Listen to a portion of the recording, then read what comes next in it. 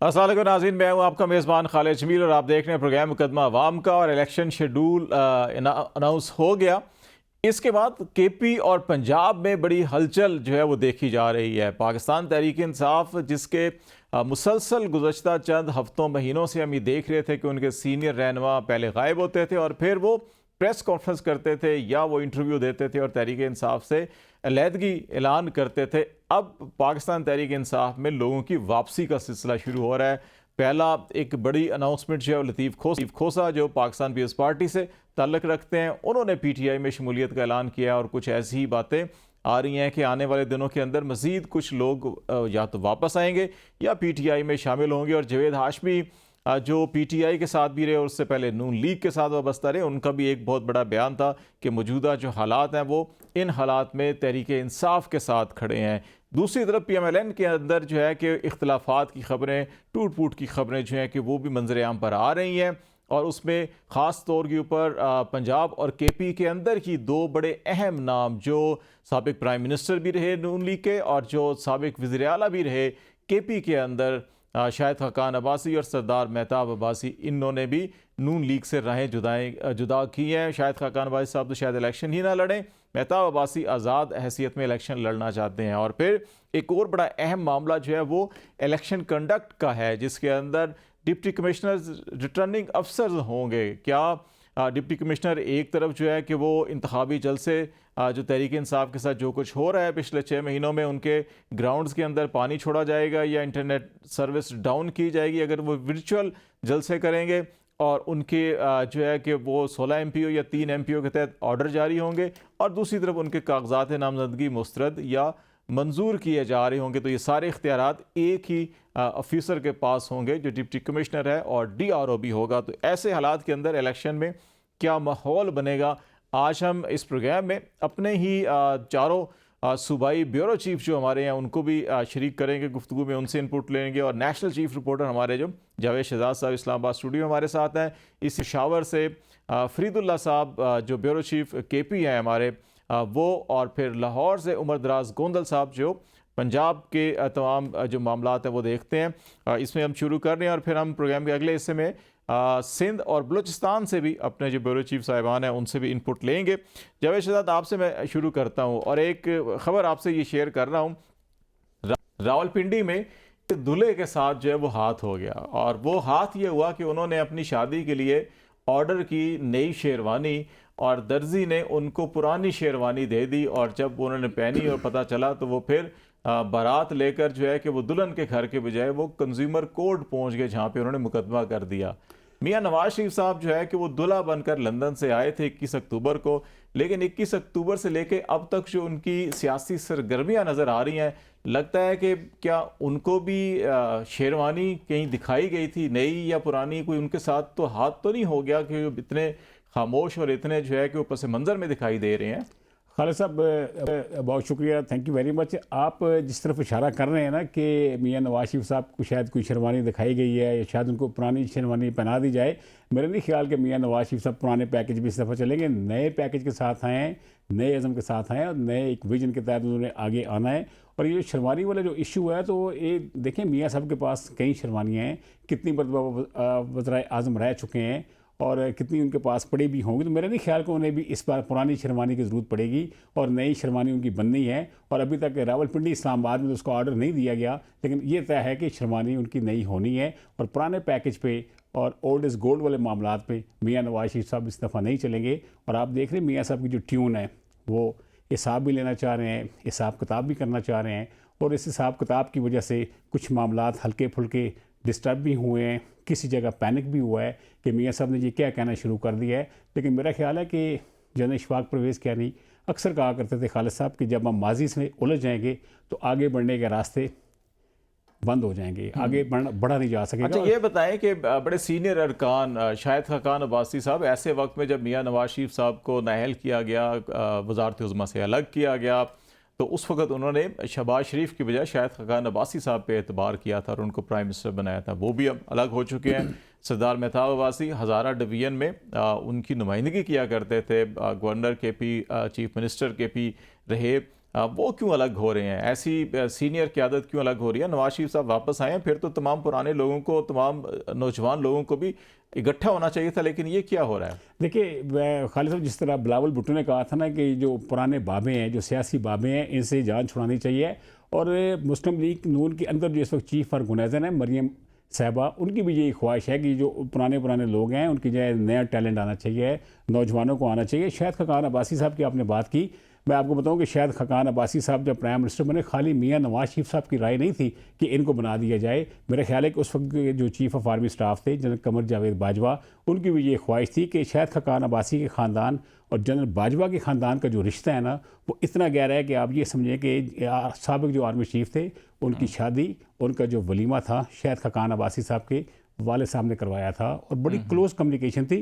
तो मियाँ साहब की खाली ख्वाहिश नहीं थी कि शायद खकान अब्बासी प्राइम मिनिस्टर बने, रावलपिंडी से भी ख्वाहिश थी कि यार हम अपना कर्ज उतारने और अपना जो एहसान था हमारे ऊपर वो उसका मदावा कर दिया जाए। तो शायद खकान अब्बासी, रावलपिंडी की एडवाइस भी थी, मियाँ साहब की ख्वाहिश भी थी, वो आए और आगे चले। लेकिन इस वक्त क्या अब ये ट्राई का इकट्ठा नहीं है, एक पेज पे नहीं है? फिर नहीं, मेरा नहीं ख्याल अभी उस तरह की सिचुएशन हो। देखें आप ट्रैक का अभी जो मियाँ साहब ने अचानक बोलना शुरू कर दिया ना कि मैं हिसाब किताब भी लूँगा, मेरे साथ क्या हुआ, मेरे साथ किसने क्या किया उसको भी मैं देखूंगा। जनरल बाजवा के अलावा आप देखें जनरल फैज़ के हवाले से भी चीज़ें डिस्कस होती रही हैं। तो मेरा ख्याल है कि इस हवाले से जो सियासी तनाव है, अगर मियाँ साहब ने बार बार ये आगे कहना शुरू कर दिया तो तनाव बढ़ जाएगा, बढ़ सकता है। ज़रा गोंदल साहब की तरफ चलते हैं। लाहौर में मियाँ साहब मुसलसल लाहौर में डेरे डाले हुए हैं, उन्होंने अपनी मीटिंग्स भी कर रहे हैं। पार्लिमानी जो कमेटी है उनकी टिकट देने के लिए उसकी मीटिंग्स, इंटरव्यू भी चल रहे हैं। तो गोंदल साहब, ये इलेक्शन शेड्यूल होने के बाद जो है कि अनाउंस होने के बाद कुछ लाहौर के अंदर, पंजाब के अंदर आपको नज़र आ रहा है कि नून लीग के अंदर दोबारा से कुछ जान पैदा होगी और जो 21 अक्टूबर से लेके अब तक जो खामोशी या सकूत नज़र आ रहा है ये टूटेगा, या लगता है कि ऐसे ही कैंपेन चलेगी? खालिद साहब, एक तो बहुत शुक्रिया। मुस्लिम लीग नून जो है उसकी हिकमत अमली थोड़ी सी डिफरेंट है इस बार। एक तो वो अवाम के साथ जहां तक इंटरेक्ट करने की बात है तो वो बड़ी कैलकुलेटेड सी चीजें कर रहे हैं। उस तरह की कोई रैलीज या जो लाहौर के अंदर एक सूरत हाल होती थी कि मियाँ साहब आए हैं तो अंदरून के अंदर कोई रैलीज निकाली जा रही हैं या जलसे जुलूस की जा रहे हैं, वो नहीं इस बार हो रहा। मियाँ साहब जो है फिलहाल नंबर गेम पूरी करने के चक्कर में है, लेकिन इतना भी मामला उनकी हक में, जिस तरह उनकी स्टेटमेंट्स हैं उनकी कभी वो कहते हैं कि एहतसाब की, पिछले हिसाब की बात करते हैं। मैं आपको एक मिसाल देना चाहता हूँ। हमारे पास खबर ये थी कि वो जनूबी पंजाब के अंदर खुसरू बख्तियार वगैरह के साथ बातचीत कर रहे थे, लेकिन अभी तक जनूबी पंजाब से कोई वो जो महाज वाले हैं या कोई बड़ा नंबर जो है वो मुस्लिम लीग नून के अंदर शामिल नहीं हुआ। इवन खबरें ये हैं कि 25 बड़ी जो सीटें हैं जहां पे मुकाबला होता है वो उसी तरह से आजाद हैसियत में चलेंगे। लेकिन ऐसा नहीं है कि इस बार वो कोई अलायंस कर रहे हैं या मुस्लिम लीग नून में शामिल हो रहे हैं। इसी तरह से लाहौर के अंदर अभी तक जितने लोग शामिल हुए, कल मैं प्रेस कॉन्फ्रेंस में था जिसमें हमायूं अख्तर खान जो है शामिल हुए, जो भी लोग तहरीक इंसाफ से टूट रहे हैं या बाकी पॉलिटिकल पार्टी से, वो मुस्लिम लीग नून में शामिल नहीं हो रहे, बल्कि वो इस्तेकामे पाकिस्तान पार्टी के अंदर शामिल हो रहे हैं। जब मुस्लिम लीग नून से ये पूछा जाता है तो वो मुस्कुराते भी हैं, दूसरे दबे लफ्जों में कहते हैं कि इस्तेकामे पाकिस्तान पार्टी भी अपनी ही है, लेकिन उसके साथ वो ये कहते हैं जी हमारे पास तो हाउस फुल है, हमारे पास तो इनको अकोमोडेट करने की वो कोई है ही नहीं कि हम इनको अकोमोडेट कर सकें। तो मुस्लिम लीग नून जो है वो अभी तक तो कोई उस तरह की बड़ी एक्टिविटी में इन्वॉल्व नहीं हुई। वो अपने पार्लिमानी बोर्ड के इजलास जरूर कर रहे हैं, अपने कैंडिडेट्स को जरूर वो फाइनलाइज कर रहे हैं, लेकिन कोई रैलीज, कोई जलसे जुलूस अब देखते हैं कि कन्वेंशन शुरू करते हैं, या मरीम नवाज ने जलालपुर जट्टा में किया, लेकिन उल्टा वो भी उसके ऊपर भी वजाहतें तलब करनी पड़ गई और पूछना पड़ गया कि वो भर क्यों नहीं सका, या लोग जो है वो उस तरह से उन्होंने दिलचस्पी का इजहार क्यों नहीं किया। लगता यह है कि मुस्लिम लीग नून का स्ट्रेटजी ये है कि हम अपने जो मामलात हैं वो ठीक करें, बाकी अवाम में या बाहर जो चीजें हैं वो जिनकी जिम्मेदारी वो है बाद में देखेंगे। अच्छा, ये बताएं कि तहरीक इंसाफ के हवाले से लतीफ़ खोसा साहब आज अनाउंसमेंट की है, और पीएस पार्टी को छोड़ना एक बड़ा अहम फैसला था उनके लिए और शायद मुश्किल फैसला भी था, लेकिन उन्होंने ले लिया। पीएस पार्टी ने भी शायद उनको साइड पे लगाया हुआ था। इसके बाद अब हमाद अजहर की अनाउंसमेंट सामने आई है कि जो प्रेस कॉन्फ्रेंस करके गए थे उनके ऊपर अगर जबर था या रियासती दबाव था, तो अब वो प्रेस कॉन्फ्रेंस करके वापस आ सकते हैं और फिर उनके केसेस जो हैं कि वो बानी चेयरमैन पीटीआई जो है वो खुद देखेंगे। तो आप ये देख रहे हैं कि आने वाले दिनों के अंदर मज़ीद कोई इस किस्म की अनाउंसमेंट्स सामने आ सकती हैं, जैसे जावेद हाशमी ने भी कहा कि मुझे लेते हैं या नहीं लेते, लेकिन मैं पीटीआई के साथ खड़ा हूँ। मैं आपको एक बता देता हूं जिसका आज इशारा भी खोसा साहब ने अपने टॉक के अंदर किया। एक और साबिक गवर्नर थे पंजाब के, वो शामिल होना चाहते थे तहरीक इंसाफ में। उनको यही कहा गया कि आप देख लें, इस वक्त लोग छोड़ के जा रहे हैं, अगर आप ज्वाइन करना चाहते हैं तो फिर हमसे शिकवा ना कीजिएगा। वो खामोश हो गए। लेकिन लतीफ खोसा जो है वह शामिल हुए हैं। मैं आपको एक और खबर दे देता हूँ। वो लंदन पलट तो नहीं थे गवर्नर पंजाब? जी, रबिया बाजवा साहिबा है, Lahore high court bar association के अंदर बड़ी वोकल है, बहुत मौसर आवाज है ह्यूमन राइट्स के ऊपर, बाकी चीजों के ऊपर। उनको पीटीआई का पैगाम गया है कि आप आए, आप तहरीक इंसाफ के टिकट के ऊपर इलेक्शन लड़े, जिस तरह सलमान अकरम राजा साहब लड़ रहे हैं या बाकी वकला को हम टिकट दे रहे हैं। रबिया साहिबा ने अभी कुछ जवाब दिया नहीं है। उसके बाद तहरीक इंसाफ का कॉन्टेक्ट हुआ है जावेद हाशमी साहब के साथ, उनके जो भतीजे हैं उनको लेके वो सूबाई असेंबली में शायद अकोमोडेट होना चाहते हैं। जावेद हाशमी साहब जो है वो नेशनल असेंबली के लिए, लेकिन ये बहुत उस किस्म के लोग हैं जो चलते आ रहे हैं या जो उनका स्टैंड होता है। लेकिन जो आज हमारे नजर साहब कह रहे थे कि वो लोग आए, प्रेस कॉन्फ्रेंस करें, वो हमसे दोबारा, शायद उस तरह से चीजें उतनी आसान तहरीक इंसाफ के लिए नहीं है। तहरीक इंसाफ उस पोजीशन में नहीं है जहां पे तहरीक इंसाफ आप डिमांड्स रखें और उसकी डिमांड्स पूरी की जाए। तहरीक इंसाफ को इस सिलेक्शन में सरवाइव करना है और इस सिलेक्शन के अंदर हिकमत के साथ आगे चलना है। अगर ऐसी चीजें होगी तो फिर शायद मेरा ख्याल है ये जज्बाती किस्म की बात तो हो सकती है, तहरीक इंसाफ के लिए ग्राउंड के ऊपर उतना आसान नहीं है। हाँ, अब देखना यह है कि जिस तरह अली जफर साहब कह रहे थे कि हमने शेड्यूल से पहले ही अपने उम्मीदवार जो हैं वो तकरीबन फाइनल कर लिए हुए। फिलहाल हम उनको यही कह रहे हैं कि अपने आप को महफूज रखें और आप अपने कागजात नामजदगी जमा करवाएं। जो कवरिंग आपके उम्मीदवार हैं उनको उनके नॉमिनेशन पेपर जो है ऑन पेपर आप जो ऑन टाइम सबमिट करें। उसके बाद फिर अगली सूरत हाल है, क्योंकि अभी तहरीक इंसाफ का ख्याल ये है कि जैसे ही शेड्यूल वाला काम शुरू हो जाएगा कागजात नामजदगी, तो फिर इन उम्मीदवारों को हम बाहर निकालना शुरू कर देंगे। क्योंकि अभी अगर नंबर देखेंगे तो अभी भी बहुत बड़ा वो नंबर जो तहरीक इंसाफ ने टिकट दिए थे, वो लोग अभी भी तहरीक इंसाफ के साथ हैं। और लोग अगर उनको मौका मिले तो वो इंटरेस्टेड जरूर हैं, वो टिकट लेना चाहते हैं। लेकिन जाहिर है कि जमीनी हकायक डिफरेंट है। जरा मैं उस तरफ भी आऊंगा आपके पास। जो डिप्टी कमिश्नर का रोल होगा, आरओ भी हैं, कितना अहम होगा। मैं जरा फरीदुल्लाह साहब से भी जरा केपी की एक ओवरऑल सेंस ले लेता हूँ कि इंतखाबी शेड्यूल के बाद जो है कि हमने पहले ही वहाँ पे बड़ी कन्वेंशंस देखे हैं। बिलावल भुट्टो साहब भी वहाँ पर गए, उन्होंने भी सरगर्मियाँ की हैं अपनी 3-4 शहरों के अंदर। JUI ने भी कुछ एक्टिविटीज़ की हैं। ANP और PTI सारे बड़े मुतहरिक हैं। नून लीग अभी उस एतबार से वो मुतहरिक नहीं हुई है। तो अभी इस वक्त इंतखाबी शेड्यूल के बाद फरीदुल्लाह साहब वहाँ पे माहौल क्या देख रहे हैं आप, सियासी जमातों के अंदर भी और अवाम के अंदर भी? जी बहुत शुक्रिया।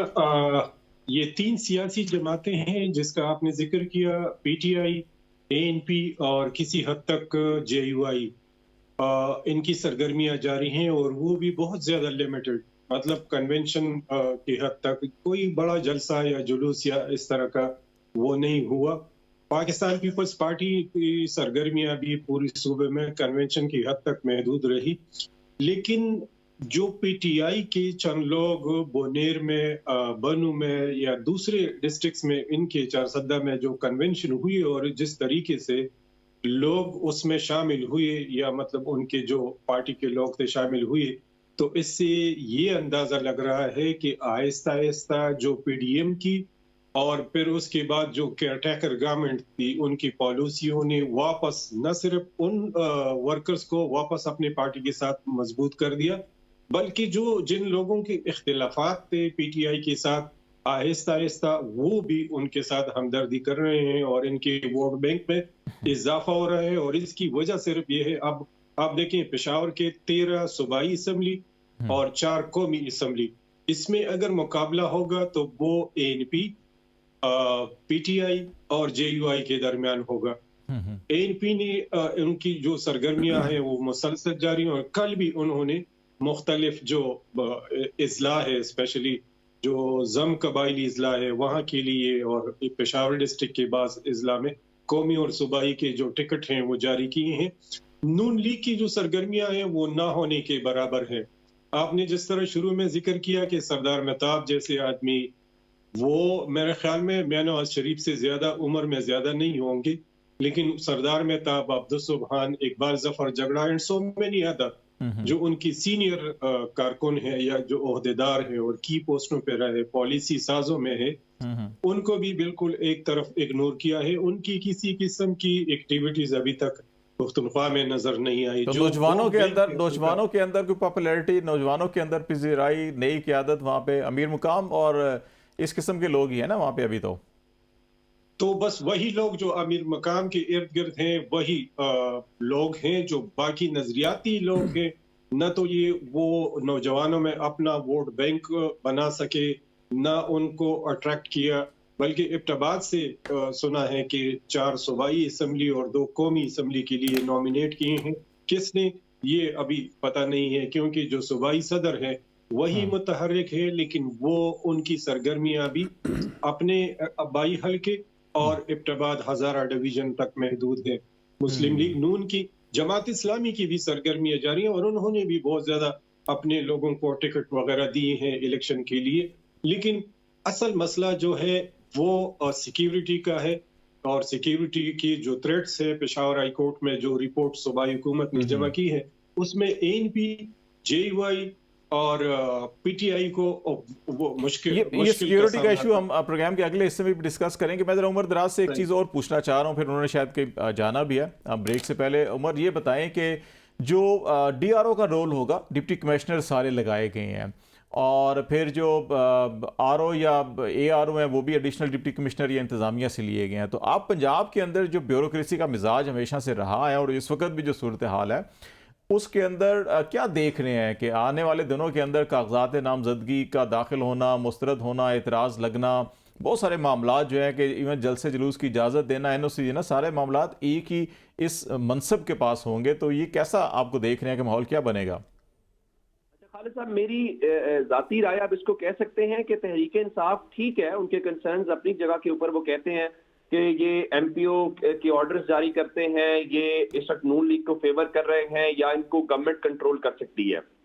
हमने 2013 का इलेक्शन देखा है, तब भी तो जुडिशरी से ही आरोज आपने लिए थे, तो तब भी तहरीक इंसाफ भी इल्जाम लगाती रही, पीपल्स पार्टी भी इसको RO इलेक्शंस कहती रही है। कहने का मतलब ये है कि उस पोजीशन के ऊपर जो भी बैठा होगा जो हारेगा उंगली उठेगी। नहीं होता। पाकिस्तान के अंदर रहते हुए जिस तरह से इलेक्शंस होते हैं, जिस तरह से पॉलिटिकल इंजीनियरिंग या पूरे की पूरी मशीनरी काम कर रही होती है। जहां तक बात है इनकी DCs को लगाने की, तो जाहिर है उसके अंदर इनपुट है, चूंकि इस वक्त जो निगरान हुकूमत है, निगरान हुकूमत के ऊपर संगीन इल्जामात हैं कि वो मुस्लिम लीग नून को फेवर कर रही है, मुस्लिम लीग नून के प्रोजेक्ट्स को इस वक्त भी जारी हैं, या जो वो कह रहे हैं उसी तरह से सब चीजें हो रही हैं। अब आज भी हामिद खान साहब ये कह रहे थे कि देखें, हमारे आज भी सुप्रीम कोर्ट के फैसले के ऊपर तहफुजात मौजूद हैं, हम नहीं डीरेल कर रहे, हम नहीं इलेक्शन को रोक रहे, हम सिर्फ ये कह रहे हैं कि सिर्फ इलेक्शन करवाना जरूरी नहीं है, शफाफियत के साथ इलेक्शन करवाना भी जरूरी है। यानी आप देखें ना कि लाहौर के अंदर अगर आपने DRO राफिया हैदर साहबा को लगाया है, पिछले थोड़े अरसे के दौरान तहरीक इंसाफ 12 लाहौर के अंदर कन्वेंशन करना चाहती है, जलसा करना चाहती है, राफिया साहब ने उनको इजाजत नहीं दी, तो जाहिर है उनकी गैर जानिबदारी के ऊपर तो सवाल उठता है और बार बार तहरीक इंसाफ इस बारे में इशारा करती है। तो अब अगर इन लोगों को लगाया गया है तो चीफ इलेक्शन कमिश्नर साहब भी कह रहे हैं कि जी हम लेवल प्लेइंग फील्ड देंगे। अब सिर्फ एक तवक्को की जा सकती है कि जब इलेक्शन शेड्यूल आ जाए तब सूरत हाल मुख्तलिफ होती है। अब वो देखना है कि इलेक्शन शेड्यूल आ गया है तो ये DROs जो हैं या ROs जो हैं वो अब किस तरह से बिहेव करते हैं, वो तमाम सियासी जमातों को एक ही नजर से देखते हैं, या फिर जिस तरह से उनके यहाँ पहले तफरीक चल रही है कि तहरीक इंसाफ को इजाजत नहीं है, बाकी जो मर्जी करें, वो अब भी प्रैक्टिकली उसी तरह दिखाई देगा। अब ये एक अलग मैटर। अच्छा, कोई ऐसे इम्कानात आपको नजर आ रहे हैं कि सुप्रीम कोर्ट के फैसले में भी था कि अगर आपको कुछ स्पेसिफिक, जैसे आपने लाहौर का जिक्र किया कि अगर वहाँ पे आपको DC के साथ या कोई ऐसे मसाइल हैं तो आप उसको इलेक्शन कमीशन में लेके जाएं और उनको तब्दील किया जा सकता है, तो आप समझते हैं कि कुछ डिस्ट्रिक्ट ऐसे हैं जहां वाकई ये जेन्युइन इश्यूज हैं और उनको तब्दील किया जा सकता है अगर कोई पिटीशंस फाइल हो तो? जी देखें, उसमें कुछ ऐसे डिस्ट्रिक्ट पंजाब के अंदर हैं। एक मिसाल हमारे सामने आज भी आई जिसमें जो कैंडिडेट हैं उनके अजीज लगे हुए हैं उस डिस्ट्रिक्ट के अंदर जो DCO हैं। अब अगर वही DRO होंगे तो जाहिर है प्रॉब्लम तो होगी, लेकिन फिर वही बात जो सुप्रीम कोर्ट ने उस दिन कही कि अगर आपका कोई पर्टिकुलर इस किस्म का इशू है तो आप इलेक्शन कमीशन से रुजू करें। लेकिन कल 18 तारीख है, कल लाहौर हाई कोर्ट में भी वो केस चलना है जिसके अंदर वो उस नोटिफिकेशन को मुअत्तल किया गया, फिर पेशावर हाई कोर्ट में भी चलना है। तब देखते हैं कि कल लाहौर हाई कोर्ट उसके ऊपर क्या कहती है। अच्छा, मैं ज़रा फरीदुल्लाह साहब आपके पास एक ये सवाल लेके आ रहा हूँ कि आप वहाँ पे केपी के अंदर भी बेशुमार ऐसी एग्जांपल सामने आई हैं, क्योंकि ज़्यादा दबाव जो है वो पंजाब और केपी के अंदर रहा है, जहाँ पे इजाज़तनामे नहीं मिल रहे थे या गिरफ्तारियाँ हो रही थी। तो वहाँ पे आप क्या समझते हैं कि कोई ऐसे स्पेसिफिक डिस्ट्रिक्ट्स हैं कि जिनको पॉइंट आउट किया जा सकता है कि अच्छा जी फलां फलां ज़िले के अंदर बेशुमार 16 MPO के ऑर्डर आए हैं, 3 MPO के ऑर्डर आए हैं, ये सारी चीज़ें आई हैं? ये एक क्वेश्चन है जो मैं आपके लिए छोड़े जा रहा हूँ, और यहाँ पे हम ब्रेक ले लेते हैं। ब्रेक के बाद वापस आएंगे तो इसी क्वेश्चन से फरीदुल्लाह साहब आपसे भी और फिर जवेद शहजाद से कोशिश करेंगे कि सिंध और बलूचिस्तान के जो है वहाँ से भी इनपुट लें। ब्रेक के बाद नाज़रीन हमारे साथ रहेगा।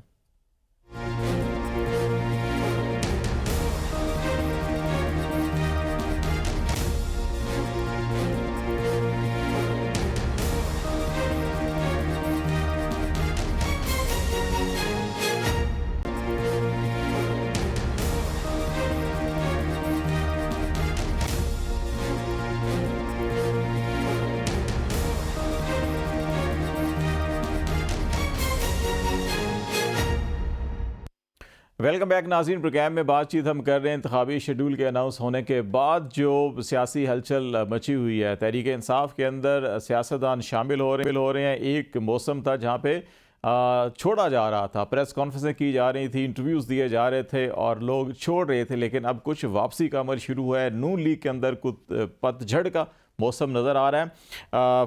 फरीदुल्लाह साहब हमारे साथ हैं पेशावर से, और कराची से अब्दुल हमीद सोमरा साहब ने भी, जो हमारे सिंध के ब्यूरो चीफ हैं, उन्होंने भी ज्वाइन किया। बहुत शुक्रिया सोमरा साहब। और जवेद शहजाद साहब इस्लामाबाद में मेरे साथ हैं। गोंदा साहब ब्रेक से पहले थे हमारे साथ, लाहौर से इनपुट दिया उन्होंने। ब्रेक से पहले फरीदुल्लाह साहब एक क्वेश्चन छोड़ गया था मैं आपको, उसके ऊपर जो कमेंट्स किए कर दें कि केपी के अंदर क्या सूरत हाल है, क्या स्पेसिफिक डिस्ट्रिक्ट्स हैं जहाँ पे इंतज़ामिया मसाइल पैदा कर सकती है, क्या तब्दील हो सकते हैं नहीं, और फिर हम ज़रा कराची से भी और सिंध की ओवरऑल पोजीशन लेते हैं। जी खालिद साहब, खैबर पख्तूनख्वा का कोई एक ऐसा जिला नहीं है जहाँ पे 3 MPO और इस तरीके के जो PTI के लोग हैं इलेक्टेड, तकरीबन 93 इनकी इलेक्टेड MPs थे, जहाँ पे इनके खिलाफ 3 MPOs और गालिबन 771 ऐसे केसेस हैं।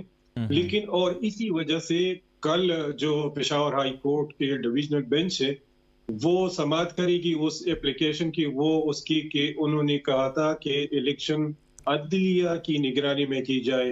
तो कोई ऐसा जिला नहीं, सिर्फ ये है कि जो जम इजला है साबिक कबायली इलाके जो हैं वहां पे इस तरह का कोई वाकया एक का दुक्का आया है, लेकिन बाकी जितनी भी शांगला से लेकर वजीरिस्तान तक और डेर इस्माइल खान तक हर डिस्ट्रिक्ट में, तकरीबन हर डिस्ट्रिक्ट में इसी तरह के वाकयात हुई हैं। और जो PTI के लोग हैं, मर्दान और पेशावर में तो कई बार इसी तरह हुआ, साथ में बनू और डेर इस्माइल खान में भी इसी तरह होता रहा।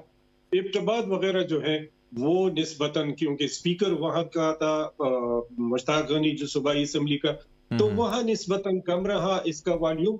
बाकी जितनी भी इजला हैं हर जिले में हर दूसरे रोज इसी तरह किसी न किसी को पकड़ के और किसी न किसी के खिलाफ कोई ना कोई कार्रवाई होती रही, चलती रही। मैं जरा सोमरा साहब को भी लेता हूँ कि सोमरा साहब, आप सिंध की मजमूई सूरत हाल को क्या देख रहे हैं कि वहाँ पे PMLN ने बातचीत शुरू की MQM के साथ, फिर GDA के साथ बातचीत हुई, फंक्शन लीग के साथ हुई, मीनवाइल PS पार्टी जो है उनके भी मुज़ाकरात हुए हैं GDA के साथ या बाकी मामला। तो इस वक्त आपको क्या मंजर नज़र आ रहा है कि इलेक्शन शेड्यूल के बाद अब कोई वहाँ पे एडजस्टमेंट, अलाइनमेंट, कोई अलायंस बनता देख रहे हैं, या समझते हैं कि अब सारे अपनी अपनी शनाख्त के साथ लड़ेंगे लेकिन मुमकिन है बाद में कोई एडजस्टमेंट की जा सके?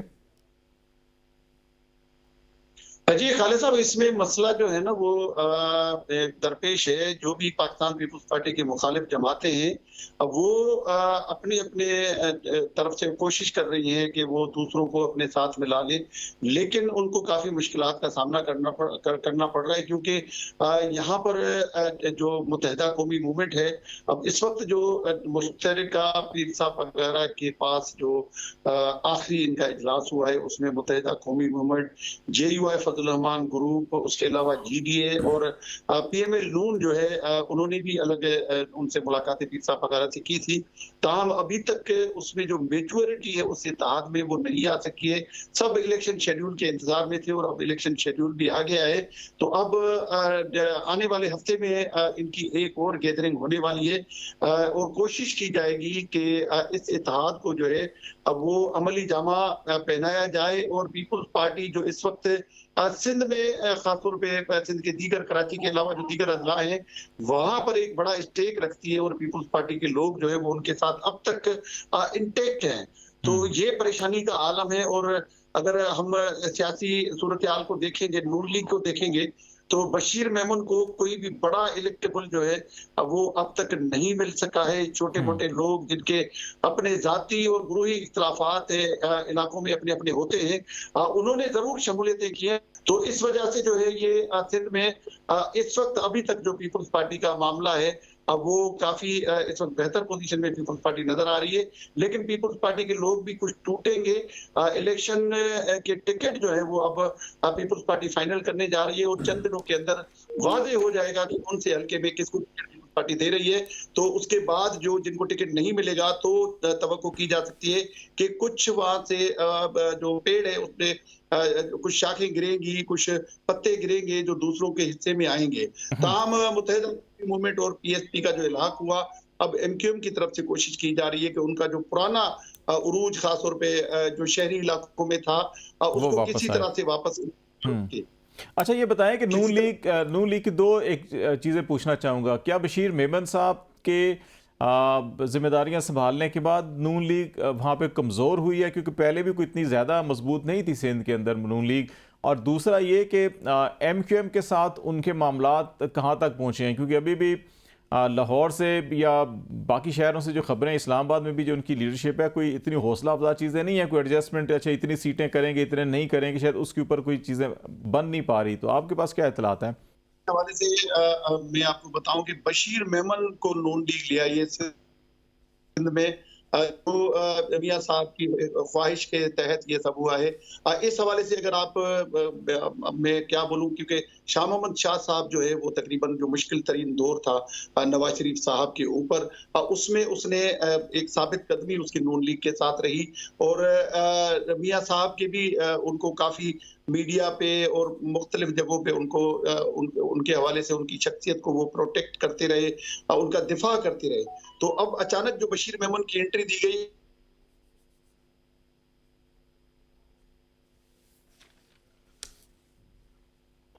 सिंध में कोई बड़ा इनकलाब आ जाएगा, क्योंकि बशीर मेमन जो है वो एक पुलिस अफसर है और वो सिंध के तकरीबन अजला में जो है अपनी खिदमत सरंजाम है। तो ये खुशफहमी भी नून लीग को थी कि शायद बशीर मेमन के आने के बाद जो है वो कोई बड़ा इनकलाब आ जाएगा। कोशिशें उन्होंने अपनी तरफ से की हैं, लेकिन क्योंकि वो सियासतदान नहीं है, दाव पे जो सियासत नशीब फराज होते हैं उससे वो वाकिफ नहीं है। बशीर मेमन अभी भी नून लीग के जो वर्कर्स हैं उन तक उनकी कोई रसाई नहीं है। वो शायद नून लीग ने ये सोचा हो कि पुलिस अफसर रहे हैं, FIA में रहे हैं, तो कोई पुरानी फाइलें खोल के शायद किसी को कन्विंस कर लें। जवेद शहजाद, आपकी तरफ मैं आता हूँ कि PMLN की सियासत भी और सारे मामला भी अपनी जगह पे हैं। क्या आप ये समझ रहे हैं कि टिकट फाइनल करने के बाद PMLN जो है कोई एक्टिव होगी? और फरीदुल्लाह साहब ने जैसे KP का हवाला दिया, वहाँ पे उनके ख्याल के मुताबिक कहीं वो तीसरे चौथे नंबर पर भी नज़र नहीं आ रही, और सिंध में भी सूरत हाल कुछ ऐसी है, और पंजाब के अंदर भी उमर दराज गोंदल साहब का ख्याल है कि हालात कुछ साजगार नहीं है, उनके पब्लिक में नहीं जा सके। तो ऐसी सूरत हाल के अंदर PMLN जो है कि वो अभी क्या सोच क्या रही है, स्ट्रेटजी क्या बना रही है कि कैसे लेके चलना है इलेक्शन में आगे? अभी भी जो गुफ्तगू हुई, जो बातचीत हुई, फरीदुल्लाह साहब ने भी बात की, सरदार महताब अब्बासी की, आपने शहद खकान अब्बासी की भी बात की। अच्छा, मेरी जब PMLN की लीडरशिप से जब भी बात होती है, ये जो आपके नाराज़ लोग हैं इनको राज़ी क्यों नहीं कर रहे, तो उनको वो स्ट्रेट फॉरवर्ड कहते हैं भाई हम इनको कैसे राज़ी करें, जब हमारे ऊपर मुश्किल टाइम था हमने इनको टिकट दिए, उन्होंने टिकट वापस कर दिए, और उस वक्त जब वो हम उनको कहते थे इलेक्शन लड़े वो दूर भागते थे। नहीं, ये आप शेख खकान अब्बासी साहब का जी, अच्छा ठीक है। तो इसी तरह बाकी पूरे मुल्क में चारों सूबों में जो उनकी लीडरशिप थी, तो वो कहते हैं हमारी नाराज़गी किसी से नहीं है, हम तो जो माजी में हमारे पास जो गर्म मौसम आया था और हम मुश्किल में थे, आजमाइश में थे, तो उन लोगों ने जब हम उनको टिकट दे रहे थे तो वो टिकट लेने से इनकारी थे। और कई ऐसे लीडरों को उन्होंने टिकट दिए, वो कहते हैं उन्होंने हमें वापस कर दिए। अब जब उनको महसूस हो रहा है कि हवा जो है वो PMLN की चल पड़ी है और नवाज शरीफ साहब जो अगले प्राइम मिनिस्टर होंगे, तो अब उनको ये दौड़े लगी हुई हैं उनके, यार हमें टिकट नहीं दिया, हम बड़े सीनियर हैं, हम पुराने हैं। तो ये तो एक PMLN की जो लीडरशिप है उसका कहना है कि हम नाराज़ नहीं हैं, जिन्होंने हमें छोड़ा था हमने उनको छोड़ दिए, अब उनके रास्ते और हमारे रास्ते अलग हो चुके हैं। अमीर मकाम का जिक्र किया फरीदुल्लाह साहब ने। मैं फरीदुल्लाह साहब, आप भी माशाल्लाह काफ़ी अरसे से इकट्ठे हम एक ही शोबे में हैं। जिसके जो अमीर भी हो, जिसके पास मकाम भी हो, उसकी कोई रेस लगा सकता है, उसकी दौड़ में कोई आगे निकल सकता है। और जो गर्म और सर्द मौसमों में अमीर मकाम ने अमीर और मकाम के साथ दौड़ लगाई थी और मुश्किल टाइम में साथ दिया था PMLN का, तो नो डाउट कि मियां नवाज शरीफ और शहबाज शरीफ की वो गुड बुक में है। और इतनी गुड बुक में है कि इस वक्त जो KPK के जितने भी फैसले हैं, जितने भी उम्मीदवारों को टिकट दिए हैं, जिनके साथ आगे मामलात हो रहे हैं, तो अमीर मकाम जो है वो उसको आला तरीन मकाम हासिल है, तो उसको रोका भी नहीं जा सकता और उसके रास्ते में रुकावट भी नहीं खड़ी की जा सकती। क्योंकि अमीर मकाम को आप कद देखें, सियासी कद भी देख लें, उनकी जिसामत भी देख लें, तो वो रुकते नहीं हैं। अब वो जो चल पड़े हैं, तो मेरा नहीं ख्याल कि उनको रोका जा सके और रुकावट उनके रास्ते में भी आएगी भी नहीं। और दूसरा मैं आपको खालिद साहब खबर ये दे दूँ कि आपको याद है कि माजी के जो इलेक्शन हुए थे, तो उस वक्त PMLN को सबसे बड़ा जो डेंट डाला था वो तहरीक लब्बैक ने डाला था। और मैं अब भी कल परसों पता चला कि तहरीक लब्बैक जो है दोबारा 8 फरवरी के इलेक्शन के लिए तैयारियां कर रही है में आ रहे हैं और अपना मंशूर का ऐलान करने वाले हैं, उम्मीदवारों को टिकट भी देने वाले हैं। और साद रिजवी साहब रावलपिंडी इस्लामाबाद के चक्कर लगा चुके हैं, उनकी मेल मुलाकातें भी हो चुकी हैं और कल परसों भी वो इधर ही थे, कई अहम लोगों से उनकी मुलाकातें हुई हैं। और उनका कहना है कि हम तहरीक लब्बैक जो मैदान खाली नहीं छोड़ेगी, हमारे साथ जो अच्छा ये सारा नुकसान इसका, तो फिर अगर तहरीक लब्बैक आप कह रहे हैं नून लीग को डेंट डाला था, IPP जो है या इलेक्टेबल भी उधर नहीं जा रहे, तो ये तो नून लीग का तो उस तरह से वोट जो है कि कंसोलिडेट नहीं हो रहा। तहरीक इंसाफ का वोट अपनी जगह कायम है और तहरीक इंसाफ में अब लोगों की वापसी की भी हमें बाज़गश सुनाई दे रही है, कुछ चीज़ें नज़र भी आ रही हैं। तो आपको भी लगता है कि PTI आने वाले दिनों के अंदर दोबारा कुछ गेन करेगी? देखें, गेन तो जिस तरह सूरत हाल चल रही है, जैसे आप बार बार कह रहे हैं कि मौसम बदल चुका है और लतीफ़ खोसा साहब चले गए, तो बारिश का पहला कतरा तो लतीफ़ खोसा साहब बन गए हैं। अब आगे देखते हैं कि कोई बड़ा कौन बंदा आता है, कौन सा लीडर आता है। लेकिन नो डाउट कि जो डेंट डाला था तहरीक लब्बैक ने PMLN को, अब देखना ये है कि ये डेंट जो है वो आगे किस तरफ जाएगा। हो सकता है कि उनकी भी सियासी एडजस्टमेंट हो जाए, PMLN के साथ हो जाए या किसी और जमात के साथ हो जाए। लेकिन साद रिजवी जो है वो बड़े पुरुम्मीद भी हैं, पुरएतमाद भी हैं और उनका ये कहना है कि जो माजी में हमने जितने वोट लिए थे उससे हमने डबल वोट लेंगे। ये तो तय है कि चले अपना तहरीक लब्बैक के उम्मीदवार जीत नहीं सके, लेकिन लाखों की तादाद में जो उन्होंने वोट का डेंट डाला था, वोट जो बैंक जो डैमेज किया था, वो PML का भी हुआ था। और इस वक्त भी अगर इनके साथ अगर सियासी एडजस्टमेंट जो भी जमात करेगी, मेरे ख्याल है कि उसका उसको फ़ायदा होगा। तो ब्रेक लेते हैं, ब्रेक के बाद नाज़रीन वापस आते हैं, तो फिर इसी मौजू की चीज़ को आगे बढ़ाएंगे। हमारे साथ रहिएगा।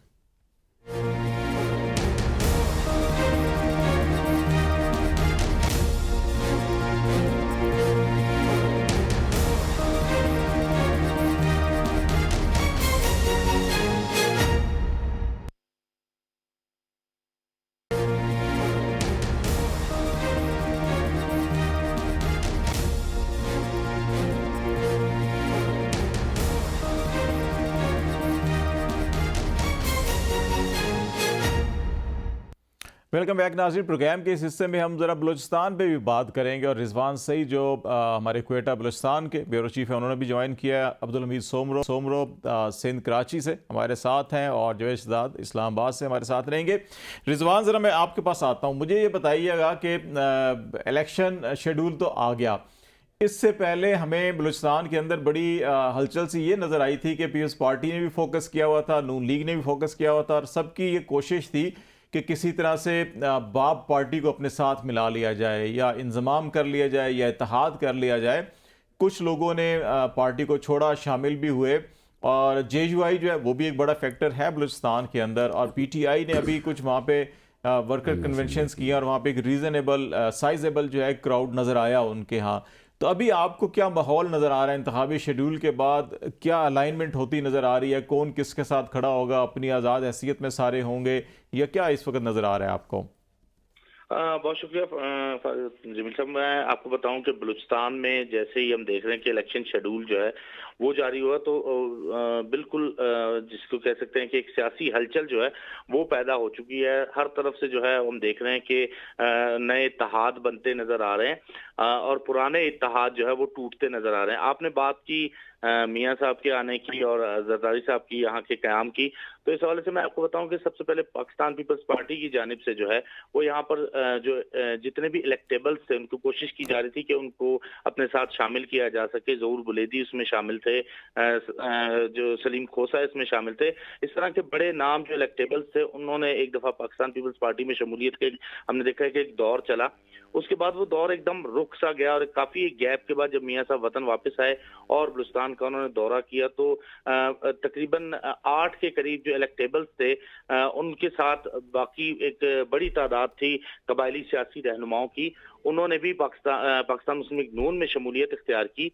जिसके बाद हमने देखा कि जब यहाँ पर जो यौम तासीस का जलसा किया गया पाकिस्तान पीपल्स पार्टी की जानिब से, तो उसमें भी जो है वो जो 6 के करीब जो इलेक्टेबल्स थे उनके साथ सैकड़ों लोगों ने जो है वो पाकिस्तान पीपल्स पार्टी में जो है वो शमूलियत की। मजमूई तौर पर हम सूरत हाल ये देख रहे हैं कि दोनों बड़ी जो जमातें हैं पाकिस्तान मुस्लिम लीग नून और पाकिस्तान पीपल्स पार्टी, उन दोनों का फोकस जो है वो बलूचिस्तान में नजर आ रहा है। माजी में भी इस तरह से बड़ी सियासी जमातें जो है वो बलूचिस्तान के इलेक्टेबल्स को अपने साथ शामिल करती रही हैं, मगर इस तरह से फोकस जो हम देख रहे हैं जो इस दफा देखने में आ रहा है माजी में कभी देखने में नहीं आया। यहाँ से इलेक्टेबल्स जो है वो मुंतखब होते थे, उसके बाद वो किसी भी बड़ी जमात का हिस्सा बनते थे, आज़ाद हैसियत से इंतखाबात में जो है वो शिरकत करते थे। मगर इस मरतबा हम देख रहे हैं कि इंतखाबात से कबल ही दोनों जमातें जो हैं वो अपना जो है वो यहाँ पर जोर लगा रहे हैं कि बाप को शामिल करें या बाकी BNP वगैरह। एक चीज़ और मुझे बताइएगा कि ये पशीन में वर्कर कन्वेंशन हुआ तहरीक इंसाफ का और ज़ोब में गालबन ग्राउंड के अंदर पानी छोड़ दिया गया, तो आप इस किस्म की सूरत हाल इलेक्शन शेड्यूल अनाउंस होने के बाद भी चल रही है, तो आप समझ रहे हैं कि ये आगे भी ऐसे चलेगा या कुछ थोड़ी बहुत नरमी आएगी ये सूरत हाल में PTI के लिए बलूचिस्तान में? देखिए जी, बलूचिस्तान की आपने बात की तो इन 2 इंसिडेंट से पहले की अगर मैं बात करूं तब इंतखाबी शेड्यूल जारी नहीं हुआ था। उससे कबल जो कोयटा में जो इसका पाकिस्तान तहरीक इंसाफ का जो सूबाई सेक्रेटरीट है उसे सील कर दिया गया था और बज़ाहिर ये बताया जा रहा था कि जो अहले इलाका हैं उनकी जानिब से मुतल्लिका थाने में एप्लीकेशन दी गई है कि क्योंकि यहाँ पर रश रहता है तो उसको बुनियाद बनाकर जो है वो यहाँ पर हमने देखा कि उनका सूबाई सेक्रेटरीट भी सील कर दिया गया था। और जितने भी साबिक अरकान असेंबली थे जिन्होंने पाकिस्तान तहरीक इंसाफ से जो है वो कामयाबी उस टिकट से कामयाबी हासिल की थी, हम देख रहे हैं कि उनका भी जो है वो या तो वो पार्टी छोड़ चुके हैं या वो मुकम्मल तौर पर सियासत में गैर फाल नजर आ रहे हैं। तो ऐसा लग नहीं रहा कि बलूचिस्तान में पाकिस्तान तहरीक इंसाफ कोई बड़ा मार्का मारने को तैयार हो।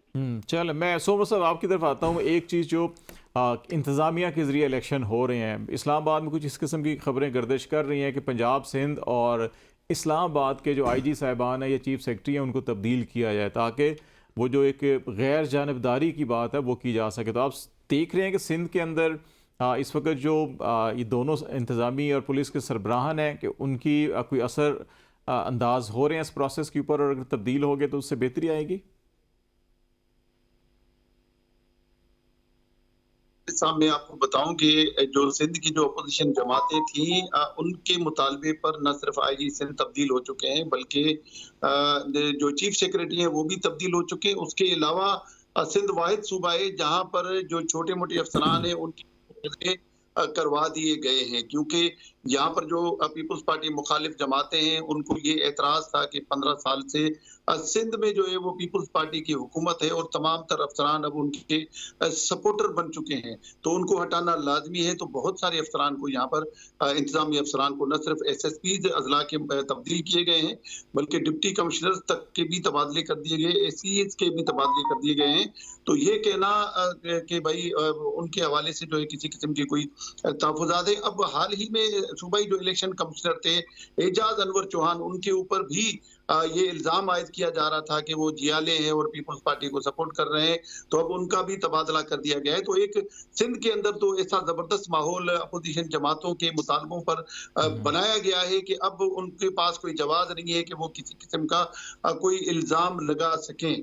ताहम ये कहा जा सकता है कि फिर भी कुछ ऐसे लोग हैं, अब जैसे अपोजिशन जमातें खासतौर पर जीडीए की तरफ से सूबाई इलेक्शन कमिश्नर की तब्दीली के बाद अब ये मुतालबा किया जा रहा है कि भाई जो सिंध के मेंबर हैं निसार दुरानी इलेक्शन कमीशन में, उसको भी तब्दील किया जाए, तमाम बात जो है वो उसके वहां पर चलते हैं। तो इस तरह की सूरत हाल जो सिंध के अंदर अच्छा, है। एक चीज़ और ये बताएं कि ये जो सारा आप बता रहे हैं इंतजामी और पुलिस अफसरान के जो तबादले हुए अपोजिशन के कहने पर, आपको क्या ये फील हो रहा है कि सिंध के अंदर ये तमाम जो कोशिशें हैं वो पीपल्स पार्टी के अगेंस्ट जो है कि जो अलायंस या तमाम लोग हैं उनको कहीं इकट्ठा करके या उनको सपोर्ट करने की कोशिश की जा रही है? जी, ये सब कहना अभी तक कबलत वक्त है, क्योंकि इस वक्त मैंने आपसे पहले भी जो थोड़ा सा पीपल्स पार्टी के हवाले से बात की कि पीपल्स पार्टी की जो सबसे बड़ी कामयाबी इस वक्त सियासी नजर आ रही है, क्योंकि उनके जो सारे पुराने लोग हैं, साबिक सेनेटर्स, एमएनएज, एमपीएस, वो इस वक्त भी जो है वो पीपल्स पार्टी के साथ इंटैक्ट है।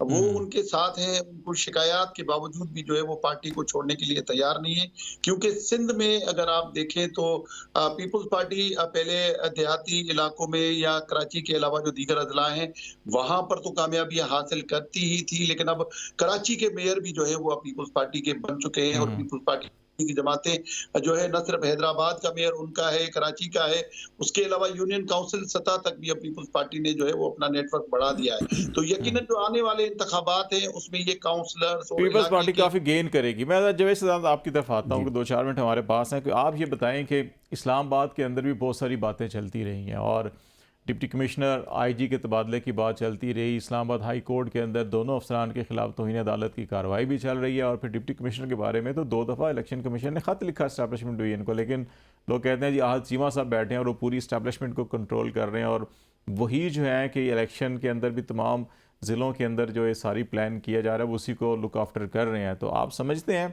कि ये जो असरअंदाज इंतज़ामिया की जानिब से होने की कोशिश की जाए, ये इलेक्शन में असरअंदाज हो सकेगा अगर वोटर टर्नओवर ज़्यादा हुआ 50% से? और दूसरा जो है कि इस्लामाबाद में भी आप कुछ तब्दीलियाँ देख रहे हैं इंतज़ामी एतबार से? जी बिल्कुल जी, ये एक तो मैं आपको बताऊं कि चीफ इलेक्शन कमिश्नर के पास तो ऑलरेडी इख्तियार है कि वो चारों सूबों के जो चीफ सेक्रेटरीज हैं, आईजीज़ हैं, इलेक्शन प्रोसेस के साथ ही उनको तब्दील कर दें और वो अपनी जो एडवाइस है प्राइम मिनिस्टर को भेज सकते हैं। और आगे अभी देखें तो करनियाँ हो रही हैं। थोड़ी देर पहले आप मोइनुद्दीन वानी साहब का जिक्र कर रहे थे, तो प्राइम मिनिस्टर ने एक स्टैंडिंग आर्डर जारी किया हुआ कि जहाँ भी जिस किसी को भी हमने अफसर को लगाना है ग्रेड 20, 21, 22 का, तो सबसे पहले वो इलेक्शन कमीशन से एनओसी लेते हैं। एनओसी जब आता है प्राइम मिनिस्टर को, फिर समरी बन के जाती है, तो प्राइम मिनिस्टर पहले वो एनओसी देखते हैं, फिर उसके बाद वो समरी के ऊपर साइन करते हैं कि जी इलेक्शन कमीशन की इजाज़त से हमने ये तैनाती कर दी है। लेकिन अभी जो चीज़ें चल रही हैं, जैसे आप आईजी इस्लामाबाद का रेफरेंस दे रहे हैं, बाकी इंतजामी अमूर का, तो नो डाउट के चीफ इलेक्शन कमिश्नर ये सारा कुछ देख भी रहे हैं। लेकिन मैं ये बता दूं कि चीफ इलेक्शन कमिश्नर ना तो जियाला है, ना ही मुस्लिम लीग नून का वोटर है, सपोर्टर है, वो एक न्यूट्रल अफसर है, और उसको हमने बड़े ज़िंदगी के तल्ख और कड़ी आजमाइश में भी देखा है, मुश्किल हालात में भी देखा है। तो नो कंप्रोमाइज़, वो समझौता करने वाला नहीं है, बिल्कुल बाई बुक चलने वाला और डिसिप्लिन के ऊपर अमल पैरा वाला अफसर है। जहाँ जहाँ पे उनको ये सारी चीज़ें नज़र आएंगी, और यकीन जाने कि अगर ये कुछ चीज़ें अगर आप समझते हैं कि उनके ऊपर कोई दबाव डालने की कोशिश की जाएगी तो कोई बड़ा फैसला भी कर सकते हैं। दबाव बर्दाश्त नहीं करेंगे, और जो वो लिख के एक दफ़ा दे देंगे ना ये होना चाहिए, तो वो होगा। और अभी तक जो नहीं हो सका, इसमें शायद हो सकता है कि निगरान हुकूमत दरमियान में रुकावट बनी हो या कुछ इस तरह के मसाइल चल रहे हों। लेकिन मेरा ख्याल है कि डिप्टी कमिश्नर इस्लामाबाद का तबादला नहीं हुआ, 2 दफ़ा उन्होंने लिख के दिया, आईजी का नहीं हुआ, उसके बाद ये भी नहीं हुआ। लेकिन आगे मेरा ख्याल है अभी आने वाले दिनों में आप देखेंगे कि एक जो अपने चीफ इलेक्शन कमिश्नर हैं वो आपको उनकी कमांड में नज़र आएगी, डेटनेस में नज़र आएगा, और अपने फैसलों के ऊपर वो अमल दरामद भी करवाएंगे, चाहे उसके लिए उन्होंने सुप्रीम कोर्ट का दरवाज़ा ही क्यों ना खटखटाना पड़े, वहाँ तक जाएंगे। प्राइम मिनिस्टर साहब को एक नोटिस भी किया हुआ इलेक्शन कमीशन ने, और जिसमें आज चीमा साहब भी शामिल हैं, और गालबन डॉक्टर वकार मसूद हैं, और एक और भी कोई एडवाइज़र हैं, शायद वो रिटायर्ड आर्मी ऑफिसर हैं जो इस वक्त हैं, कि उन्होंने अपनी अब एसेट्स के गोशवारे जमा नहीं करवाए जो उन्हें करवाने चाहिए थे। और इस पे बड़ी तनकीद भी की जा रही है कि आज चीमा साहब अभी जो रिसेंटली नैब के केसेस के अंदर से, और उनके ऊपर इल्ज़ाम यही था कि उनकी आमदन से ज़्यादा उनके असासे हैं, लेकिन अभी तक अपने असासे अनाउंस नहीं कर रहे। तो आप समझते हैं कि कल 18 तारीख उनके लिए डेडलाइन है, और अगर वो नहीं करते तो फिर शायद उनको इस ओहदे से हाथ भी हटाना पड़े उनको? जी बिल्कुल बिल्कुल ऐसे हो सकता है, लेकिन मैं आपको बताऊं कि आज चीमा हो गया, ये मुस्लिम लीग नून के जो फेवरेट 3 लोग थे जिनको अभी कैबिनेट में शामिल करवाया गया था, तो चीफ इलेक्शन कमिश्नर की जानब से बाज़ाब्ता लेटर जो है वो प्राइम मिनिस्टर ऑफ पाकिस्तान को भिजवाया जा चुका है कि मिस्टर प्राइम मिनिस्टर इन लोगों की जो वाबस्तगी है मुस्लिम लीग नून के साथ हैं, मुस्लिम लीग नून के ये वज़ीर रहे, मशीर रहे, एडवाइज़र रहे, तो इनको अलग किया जाए। और मेरा ख्याल है कि प्राइम मिनिस्टर ने भी इसके ऊपर वर्किंग काफ़ी कर चुके हैं, और मेरा नहीं ख्याल कि इलेक्शन कमीशन की तरफ से कोई आर्डर आ जाए। शायद प्राइम मिनिस्टर ऑफ पाकिस्तान खुद ही इनको अपने ओहदों से अलग कर दें या इनसे रिज़ाइन ले लें, और इसके ऊपर बड़ी तनकीद हो रही है। अच्छा, अवामी हलकों में भी ये डिस्कस होता है जी कि स्टैब्लिशमेंट को जो कवर कर रहे हैं, फवाद हसन फवाद हो गए, बाकी जो लोग हो गए, तो मेरा ख्याल है कि ये अगर हम गैर जानबदारी, जब तक हम कहते हैं हम गैर जानबदार निगरान हुकूमत है,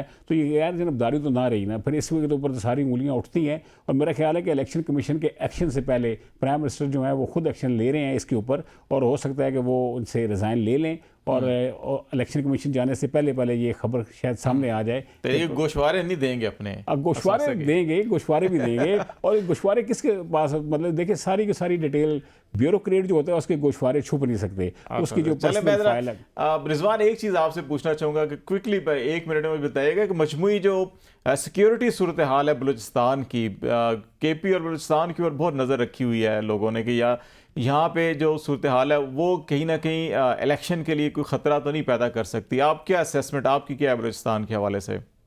देखिए सर, इस हवाले से बलूचिस्तान में आपको पता ही है कि अमन ओमान की सूरत हाल जो है वो अप एंड डाउन उसका जो है वो चलता रहता है। जो सिक्योरिटी अफसरान हैं यहाँ पर उनके हवाले से, और जो सूबाई वजीर दाखिला इस वक्त निगरान भी बैठे, उससे पहले अमीर जहा लांगो भी थे, उन्होंने भी इस बात का बारहा इजहार किया है कि बलूचिस्तान में जो है वो हमें साल 12 महीने थ्रेट्स जो है वो मौजूद रहते हैं।